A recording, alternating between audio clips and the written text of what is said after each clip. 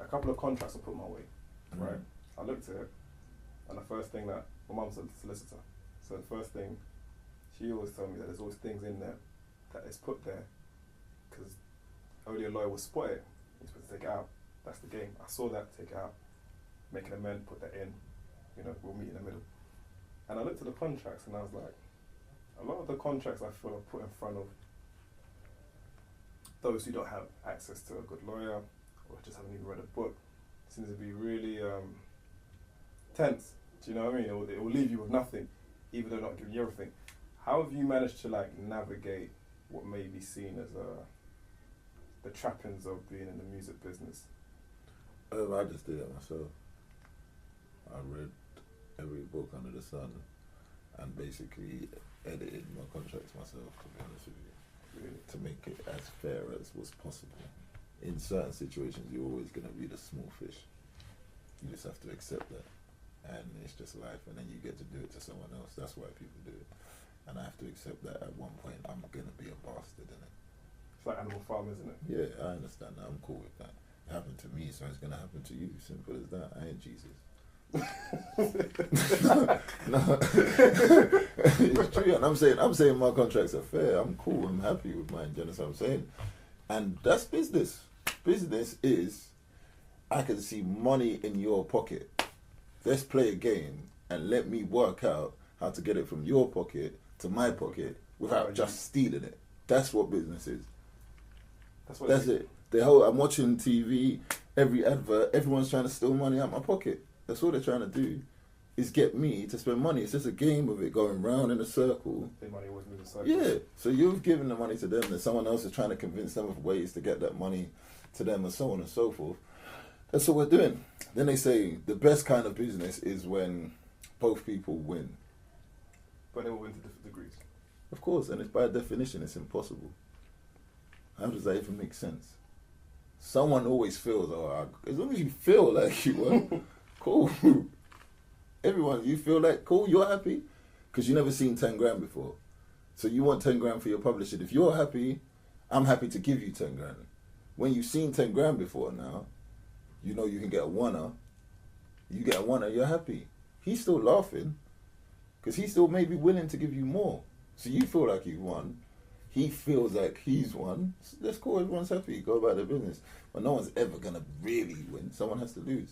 So as much as the contracts are cool and that, I feel like, yeah, I've done all right. Fucking hell, look how I came out. Oh, look at me. I read it myself, did it myself. Me and the lawyer, we're going back and forth.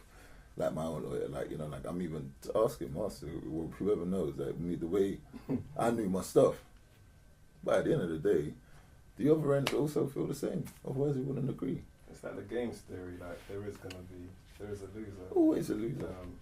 And I think the thing he said also about, I've known of people who sold their publishing for like $5 grand. Yeah. And there's loads. Well, why? I mean, $5 grand can never be enough for what's seen as your future earnings. It doesn't even situate you. 100%, but if you haven't seen £500, £5 grand is a lot of money. Yeah. I respect it. That's what you have to do. That's your business.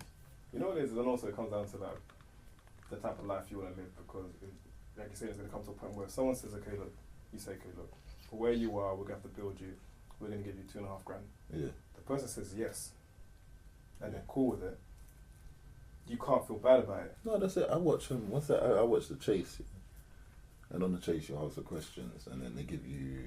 So you have say you answer 9 questions, you got $9 grand. You stay in the middle. Then the chaser offers you a lower sum, might be £900, and a higher sum, which is like 40 grand or 35. I'm like, well, listen, I'm going for the big dough all the time. There's no point in coming in my head. It's like, what am I going to do with the $9 grand? Do what? And I definitely ain't taking the 900. Now you're talking 40, let's do this. People come there and go back with the 900 because they're like, wow, £900 all at once. That's a lot to them. I respect it, cool. So they feel happy. I'm happy that you feel happy with that. Do you understand what I'm saying? For me, deal or no deal. Open everything. Let me just see what I got here. Whatever we got with that, I don't care. I'm not trying to You don't know what's in there. Mm. It's everybody go pop. Cool. In my one, I've got this. Cool. I'll go home. But that, and I think this also comes back to you as a child wanting more. Yeah, and I'm not a gambler and all that. So I'm not a gambler. This is just calculated risk, let's say. And then in certain games like the Deal or No Deals, you can try and play the game and all that stuff, but you can't really do calculated risk in those things because it's pretty much evens everywhere. You don't know what's where. Yeah. So, what can I do? And then for me, I'm saying to myself, sometimes people deal with like 6 bags and all of this stuff, and I'm like, bro, like, I'd rather 6 bags or 0 is the same at certain levels. Do you know what I'm saying? For certain people, and for other people, the difference between 0 and 6 bags is like £1 million, and that's just life, and that's why they will do their publishing for £5 grand, and it's cool. I mean, and not to, and you don't. Whoever wants to do their publishing for £5 grand, come to me. I'll buy that. that's how I'm seeing it, because I'm seeing it at the other end. I'll take that. I remember back in the days, Channel U, everyone had to kind of almost sign off the publishing to an extent. Like I remember there was a processing fee, and then there was almost like a waiver that we have the rights to. Is it make the ringtones or? It was basically, and to play the videos without basically paying like PPL, VPL. Which is basically signing away your human rights. I know what I mean, no, but a waiver is like what you already had. Yeah, but that's what I'm saying. At that time there, we were all willing to do that. Certain man weren't. Like, I think, I can't remember who, I have a feeling that Kano was one of them who was like, nah, I'm not doing that. Yeah. But I was willing to do that, whatever, man. Play the video, man. That's what we cared about. So that's what I'm saying. And then at this point, if someone says that to me, I'm like, you crazy, give my money. But at that time, cool, that's what I'm saying. So when you get like the 20-year-old, whatever, who's there, and then of course he's going to do his publisher for £5 grand. At that point, I'd be like, oh, for maybe not. I'm not. Maybe not the £5 bucks, but we definitely didn't care about the little change we were going to get from playing the video and all the rest. But bigger artists, it meant more to. So they were like, no, fuck that, and they didn't have to sign those things. Only us at the bottom did. What is your situation like? Because obviously, managed by Disturb in London. Are you still with the major? Like, what's your situation? Because it seems like yeah, everything's still the same. Like, it's all still the same. Nothing's changed. Why are you? But again, it's whole freedom to kind of do as you want. Yeah. It seems not a lot of people really have that. Scott. I mean, more people do in this day and age because of the way that just the music business is. And as I was saying to you, what I was going to say was that contracts, like, they're malleable and fluid things. They're made to be tailored to individuals specifically, so they fit the wearer snugly. So for me, my situation allows me to do certain things because as I came into the situation, I made me. I was already every person in the chain to get there in the first place. So it kind of made sense to say, well, you know how to do you best. So just carry on. And when the situation comes, like, as I say, I've never made like a commercial attempt to do something. When that time comes, then we'll see how it goes. Like, whether these machines, if we need, it's all like, I'm in control of my destiny. Do you see what I'm saying? Let's just put it like that. And lastly, Alfie's done well, and I remember we were on the phone and you were talking and you were like, oh, I'm not gonna say that, I want to do it for free. And then it was like, then everything seemed to like, and then 2 weeks later you're like, yeah, actually no, I'm selling it. Yeah. And then you did the listening session, and I think the listening session was a stroke of genius, you know, because it was stripped back in a sense, and it brought everyone to actually fully understand who you are, and you know this, there was that point where you were talking and you had a moment where you didn't break down, but you had a pause, a real... Yeah, I thought I was going to cry or something, and I ain't cried. I don't even remember the last time I cried. That's how people think of Superman. Yeah. Yeah, I don't remember. I mean, what brought that about?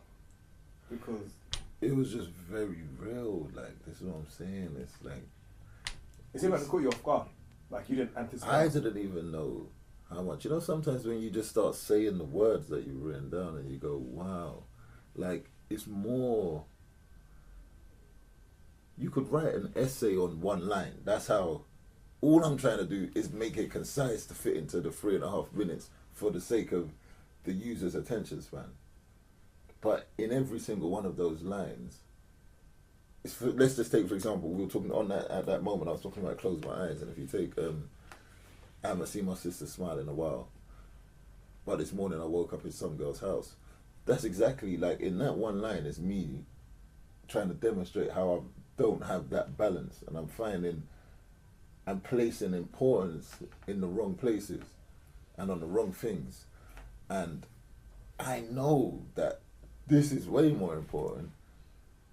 But then being a man in this is like, but I'm here with some girl, like, instead of, do you understand what I'm saying? Instead of just chilling at my sister's, giving her quality time and advice on life and things like that, and being the older brother that I didn't have.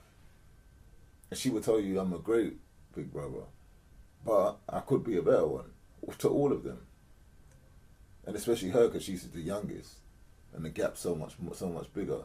So in that one line, I could literally write a whole essay on that. And then so when I started thinking about it and I'm saying it and I'm trying to explain it, it's like, raw, this is deep. Even when I talk about 10 missed calls from my baby mama, which I refer to as the mother of my child, but yeah, 10 missed calls from my baby mama, saying that I miss my daughter's parents' evening, like, this is true. That hurt me, like, to miss that. Do you see what I'm saying? And I felt like a waste man, and I felt like a waste man even more because of what I was doing that resulted in me missing that. Do you see what I'm saying? And those things there, like, of course they're gonna take their toll. Like, I'm a human being, like, and that's what I wanted to demonstrate. I wanted to demonstrate it's not just this chick's cars, all the rest of it, and even to get to that space, it takes a hell of a lot. The money don't fall out the sky, believe that. Like, simple as that. It does not.